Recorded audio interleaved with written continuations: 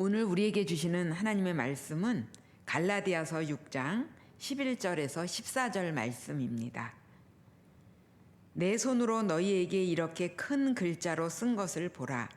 무릇 육체의 모양을 내려 하는 자들이 억지로 너희에게 할례를 받게 함은 그들이 그리스도의 십자가로 말미암아 박해를 면하려 함뿐이라.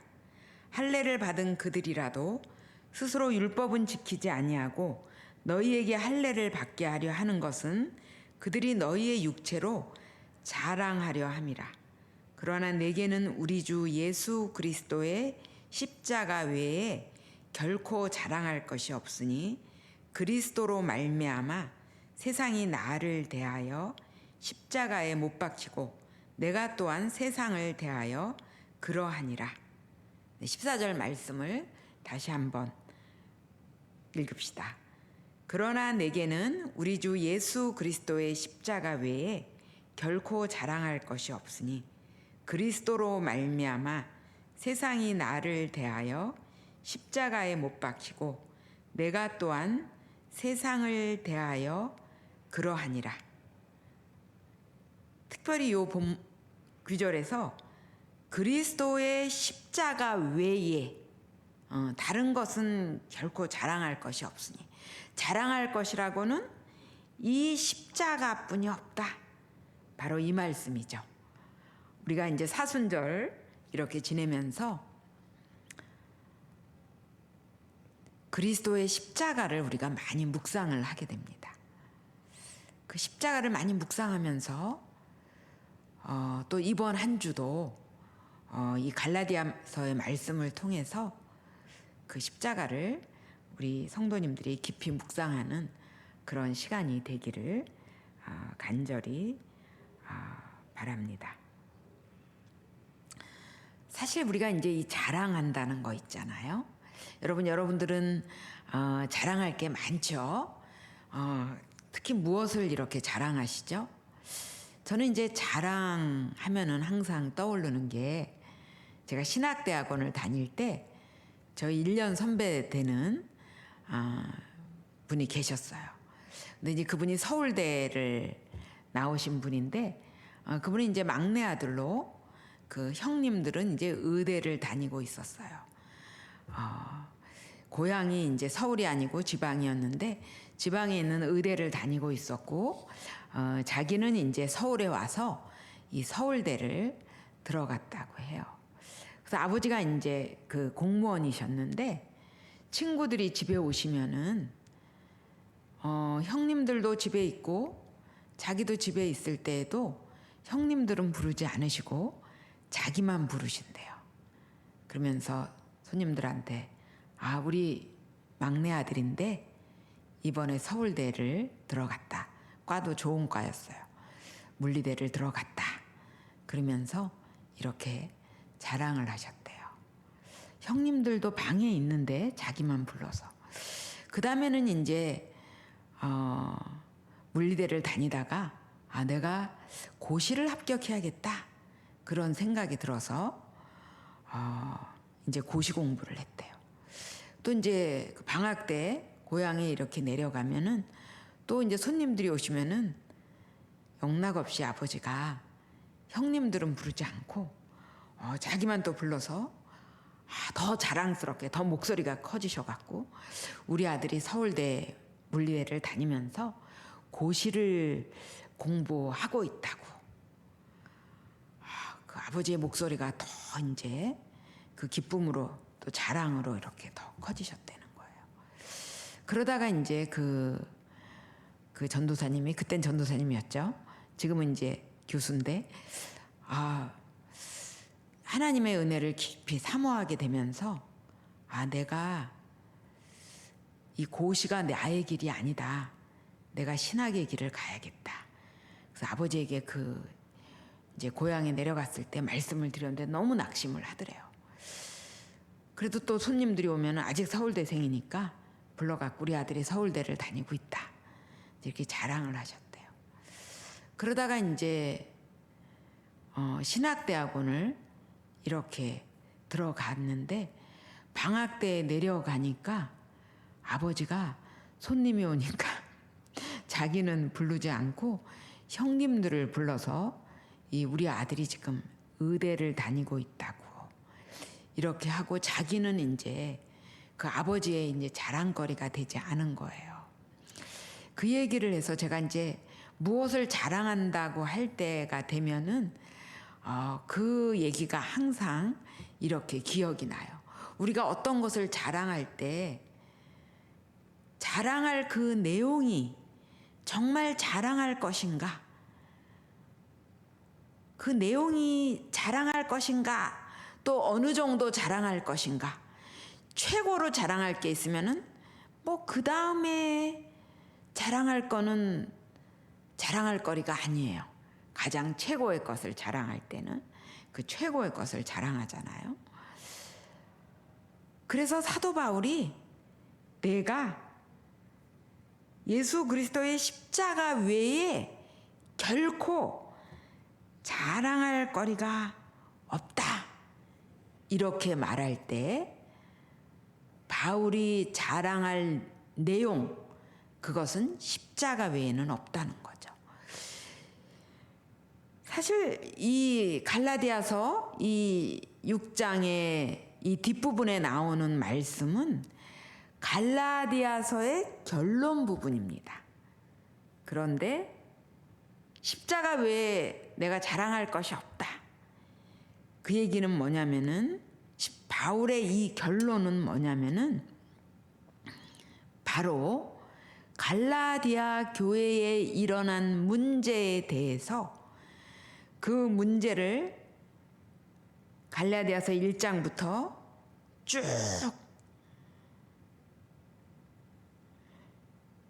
하나하나 지적하고 그것을 설득하고 이러면서 내린 그 결론이에요.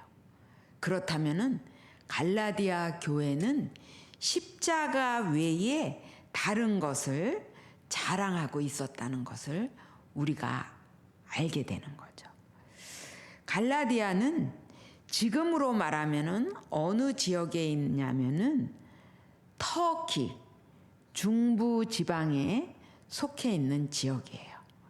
그러니까 이 갈라디아는 그 유대인들의 그 중심지인 그 예루살렘, 팔레스타인의 그 지역이 아니고 지역 바깥이라고 할 수가 있죠. 가깝지만 로마나 이런 지역에 비해서 가깝지만 그래도 이 팔레스타인 그 유대 그리스도인들과는 차이가 나는 그 지역에 위치하고 있는 것을 볼 수가 있습니다. 이 갈라디아서가 쓰여진 그 이유는 무엇이냐면은 이 갈라디아 지역의 교회에 그 위기가 있음을 바울이 알게 되었기 때문입니다. 복음을 잘 심었는데 이 교회에 위기가 온 것이었습니다. 여러분, 위기 중에서 가장 큰 위기가 무엇이었겠어요? 그것은 뭐냐면은 복음을 변질시키는 그런 위기입니다. 갈라디아 교회가 직면한 그 위기는 뭐냐면은 우리가 이 갈라디아서 뭐 길지 않고 6장까지 있으니까 그리고 참 그 사랑스러운 그 서신이잖아요. 그래서 자주 읽는 서신이잖아요, 이게. 그래서 읽다 보면은 우리의 시야에 들어오는 그 아주 핵심적인 어구들이 있습니다. 그 어구들이 뭐죠? 율법, 그리고 할례. 이 단어들이 아주 핵심적으로 이렇게 들어오는 것을 볼 수가 있습니다. 이 갈라디아 교회가 직면한 위기는 뭐냐면은 율법, 그 가운데서도 할례라는 것을 그 굉장히 그리스도인이라면은 이게 굉장히 필요한 것으로서 대두되는 것을 볼 수가 있습니다. 그러니까 구원의 문제에 있어서 뭐냐면은 뭔가 할례라는 것이 같이 그 구원의 그 근거가 되는 그것으로 이렇게 교회 안에 쑥 들어와 있는 것을 사도 바울이 들었기 때문에 이 서신을 보낸 것입니다. 그래서 거두절미하고 자랑할 것은 그리스도의 십자가 외에는 결코 없다. 이렇게 딱 잘라서 그런데 이게 이런데 뭐 약간 애매하고 뭐 길게 얘기하지도 않고 단언컨대 그리스도의 십자가 외에는 결코 자랑할 것이 없다. 이렇게 그 결론을 맺는 것을 이렇게 보게 됩니다. 사실 이제 그 예수님이 십자가에 달리시고 그리고 이 초대교회가 이렇게 시작될 때 교회에 직면하게 되는 문제는 그 율법이라는 문제에 교회가 크게 직면하게 됩니다. 그래서 이 문제는 단지 갈라디아 지역에 있는 교회만의 문제가 아니었고 고린도에 있는 교회도 문제였고 여러 교회들이 이런 문제에 직면되어 있는 것을 보게 됩니다. 로마에 있는 교회도 문제고. 그래서 뭐냐면은 복음으로 인해서 그리스도인이 됐는데 뭔가 그 율법을 온전히 지키면서 그리스도인이 되면은 이것이 더 확실한 그리스도인의 길이 아니냐. 이것이 갈라디아의 교회도 그러한 문제가 돼도 되고 또 어디에도 돼도 되냐면은 고린도 교회에도 이렇게 돼도 되는 것을 볼 수가 있습니다. 근데 이 문제는 교회에 있어서 지속적으로 있는 것을 볼 수가 있습니다. 그래서 교회에 4세기의 그 교회의 지도자들이 고심했던 게 뭐냐면은 한쪽 발은 교회에 한쪽 발은 회당에 담겨 있는 그리스도인들이 있었어요. 그 사람들을 우리가 뭐냐면은 유대화된 그리스도인이라고 표현하는 것 같아요. 그 영어로 표현하면 이제 주다이저라고 이렇게 표현하는데 아주 그 4세기의 교회 지도자들이 그런 기독교인 때문에 아주 고심을 했어요. 그러니까 주일날 교회에 오는데 뭔가 더 확실하게 믿는 자가 되고 싶어서 토요일날 회당에 가는 거예요. 회당에. 굉장한 문제거리로 이게 있었어요. 그러니까 뭔가 더 잘 믿겠다는 것으로. 그런데 이것은 바로 바울이 그리스도의 십자가 외에 자랑할 것이 없다고 왜 얘기했냐면은 이것은 십자가의 내용을 참으로 알지 못한 거라는 거죠. 뭔가 더 덧붙이려고 하는 것은 십자가가 무엇인지를 모르기 때문에 이렇게 덧붙이려고 한다는 거예요. 이거 외에 또 뭐가 있으면 더 뭔가 완성될 것 같다고 생각한 것은 그것은 이거 외에라고 얘기할 수 있는 것은 뭐죠? 이거 내용을 너희들이 잘 모르고 있구나. 이것을 안다면 그러면서 갈라디아서에 쭉 십자가가 무엇인지 율법이 무엇인지 그것을 사도 바울이 설명하고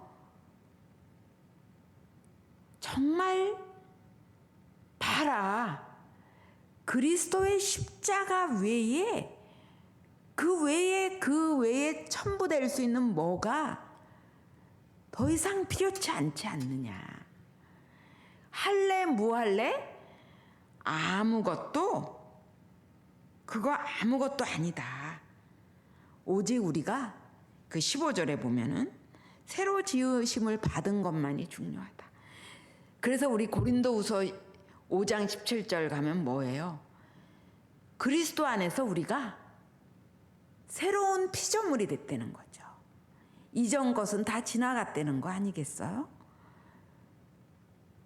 그러니까 이전 것은 아무것도 이 십자가 안에서 새롭게 피조물이 된 우리에게 이전 것은 무익하다는 것을 사도 바울이 이렇게 표현하는 것을 볼 수가 있어요. 참 이게 답답한 거였을 거라는 생각이 드는데, 이게 사도 바울은 뭐 50년 AD 50년 뭐 이럴 때, 그럴 때 활동했다고 생각했을 때 300년, 기독교의 역사가 300년이 지났는데도 계속 교회 안에 토요일 날은 회당에 가서 주일 날은 교회 와서 이게 더 뭔가 확실하게 믿는 거라고 생각하는 그런 그리스도인들이 교회 안에 있었다는 거죠. 교회 안에. 굉장히 커다란 문제였어요. 사실 우리가 어떤 거에 대한 가치를 이렇게 확실하게 알고 나면은 다른 것에 대한 가치는 우리에게 들어오지 않잖아요. 제가 이제 유학을 갔을 때 뭐 우리는 유학생은 정말 가난한 빈민이잖아요. 뭐를 산다 이런 건 상상할 수도 없어요. 근데 조금 부유한 같이 공부하는 그 사람 중에서 누가 있냐면은 이제 뭐 그 1.5세들 영주권을 갖고 있고 뭐 이런 사람들은 그런 중에서 이제 한 분이 어떤 분이었냐면은 그 아내는 시민권자였어요. 어릴 때 미국에 와서. 그래서 공무원이었어요. 미국 공무원. 그리고 이제 영주권이 있고 이 남편도 이제 영주권으로 미국에 왔다가 커서 왔다가 이제 그 시민권을 이제 갖고. 근데 이분들은 좀 삶이 이제 우리의 이 가난한 유학생보다는 좀 차원이 다르죠. 근데 어느 날 이제 음악을 굉장히 좋아하는 분이었어요. 그래서 자기가 이제 그 앰프를 하나 마련하러 가는데 같이 가지 않겠냐고. 그래서 이제 뭐 생활하면서 그런 데 가서 뭘 구경하고 이거는 뭐 있을 수 없는 일이니까 새로운 것 같아서 이제 모든 사람이 한 5-6명이 쭉 같이 가서 이제 구경을 했어요. 그랬더니 그 브랜드가 굉장히 좋은 브랜드였어요. 근데 이렇게 얘기하는 거예요. 그분이 얼마를 예상하십니까? 이렇게 얘기하는 거예요. 저는 참 이해가 안 됐어요. 물건을 다 보여주면 될 텐데. 그랬더니 얼마를 예상하십니까? 그거를 딱 물어보는 거예요. 그래서 이제 얼마를 예상하고 있다 이렇게 얘기를 했어요. 그랬더니 그러면 이쪽 방으로 오십시오 이러는 거예요. 그래서 저쪽 방의 것은 안 보여주시나요? 그랬더니 그거는 굉장히 고가입니다. 그래서 당신이 가지고 있는 그 범위 내에서 이것을 봐야 됩니다. 이게 악기상들의 룰이래요. 왜? 아주 고가의 그 음질이 좋은 거, 고가일수록 음질이 좋으니까 그것을 보여주고 나면은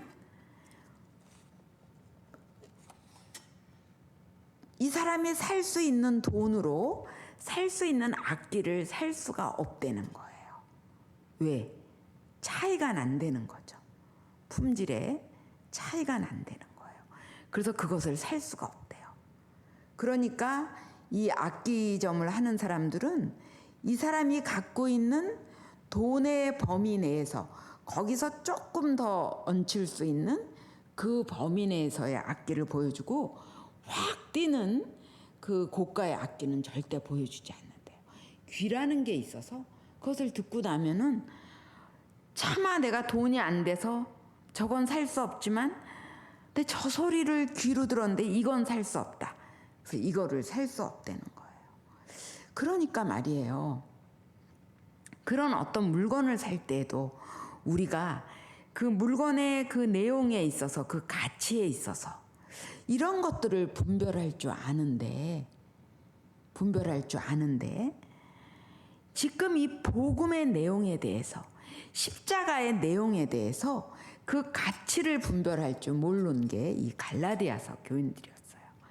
그래서 뭐냐면은 갈라디아서 교회가 가장 직면한 문제가 뭐였냐면은 십자가로 인해서 예수 그리스도의 십자가를 경험한 교인들이 할례라는 것을 통해서 그 예식을 통해서 우리가 뭔가 구원을 더 풍성하게 이룬다, 이렇게 생각을 하는 거였어요. 사도 바울이 지금으로 따지면 가슴이 막 답답한 거예요. 답답한 거예요.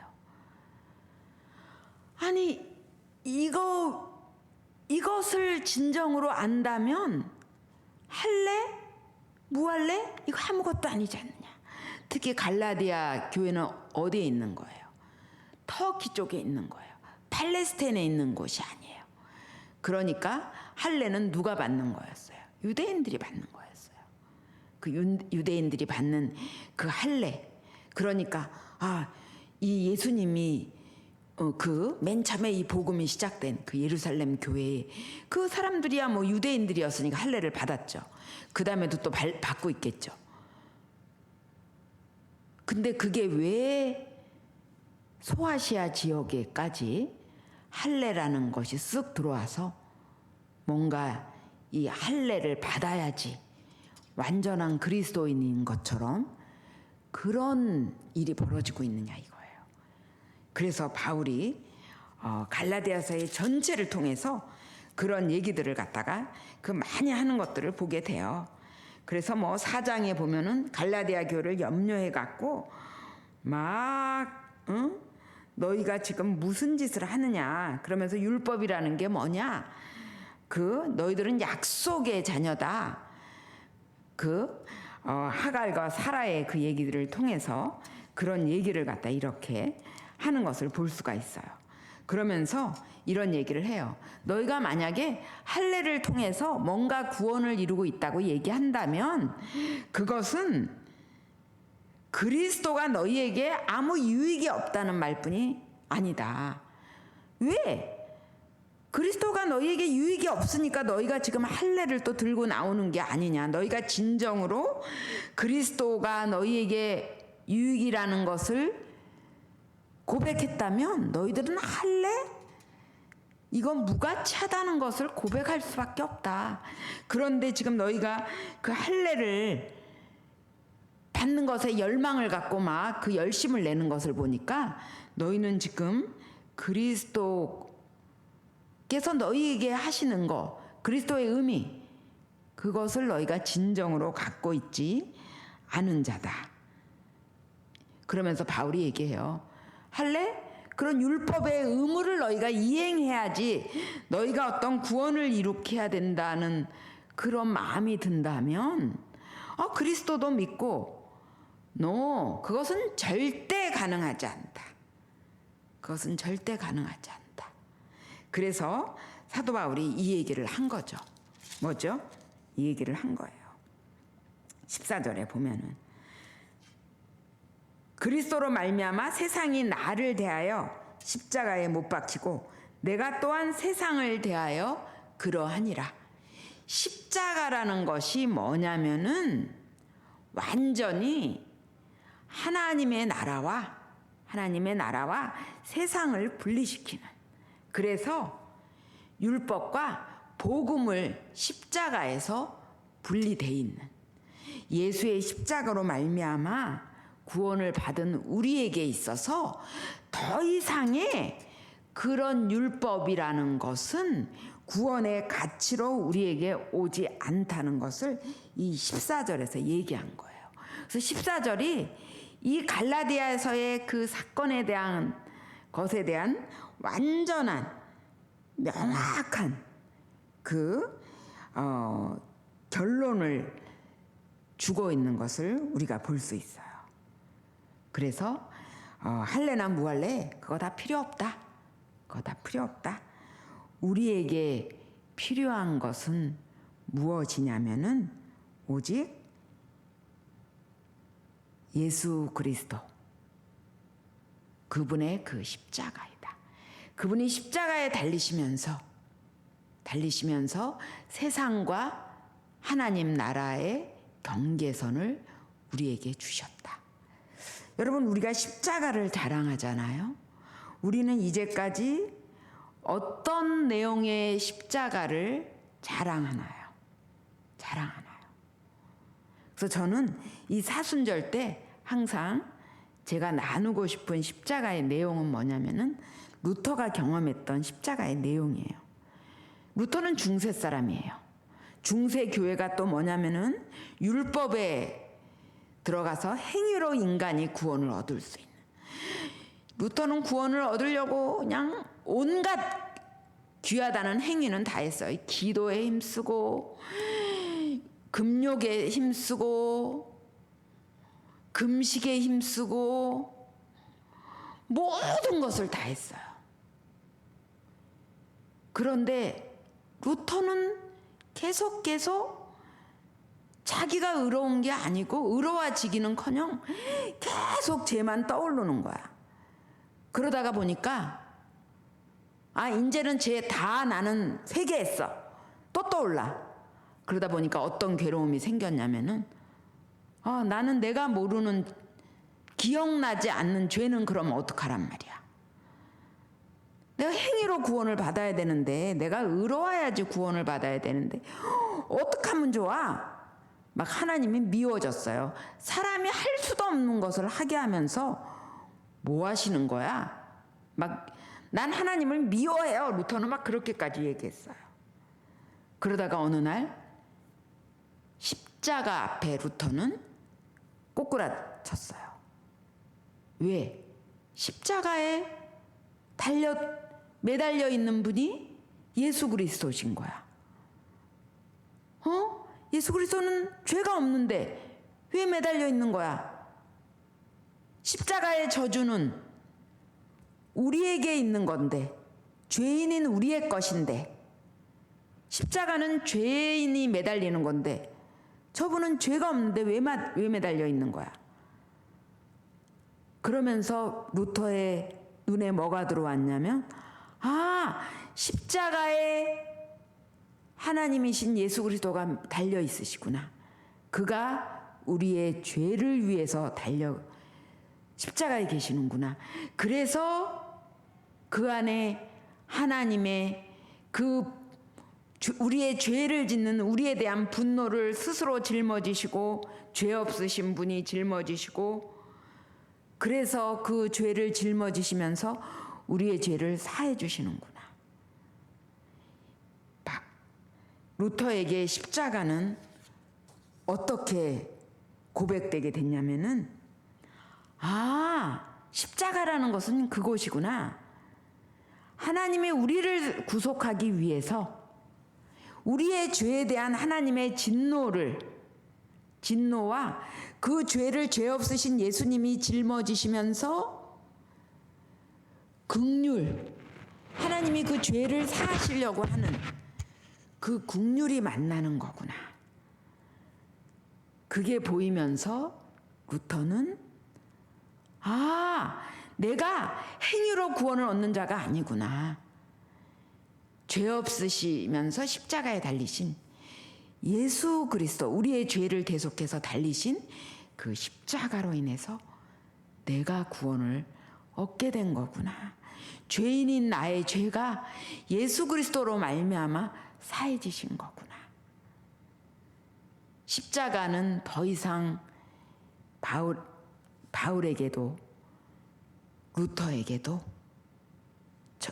죄인이 매달려야 되는 저주의 그것이 아니고 하나님의 구속에, 그러나 죄는 심판하시는 그 하나님, 죄에 대한 분노, 그것을 죄 없으신 예수 그리스도가 짊어지시면서 하나님의 긍휼이 만나서 하나님의 구속이 완성되는 그것으로 십자가가 고백되게 되었어요.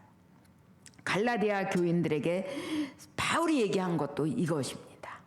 그 십자가를 알았다면 할래 무할래 그거 아무것도 아니라는 거죠. 그래서 그것은 아무것도 아니다. 다 그거 치워버려라. 오직 십자가를 너희들이 바라보아야 된다. 그래서 갈라디아서는 제가 생각할 때 사도 바울이 십자가의 내용을 설명해 준 거. 십자가의 내용을. 여러분, 우리가 십자가를 갖고 묵상할 때 그 십자가에서 나도 죽고 세상도 죽는 그 경험이 일어나기를 간절히 기도합니다. 하나님, 우리가 사순절의 기간을 보내고 있습니다. 십자가를 묵상하고 있습니다. 십자가가 무엇인지 하나님께서 바울에게 주셨던 것처럼, 루터에게 주셨던 것처럼 하나님, 우리에게 십자가의 그 내용이 강렬하게 고백되는 한 주간이 되게 해 주시옵소서. 예수님 이름으로 간절히 기도드립니다. 아멘.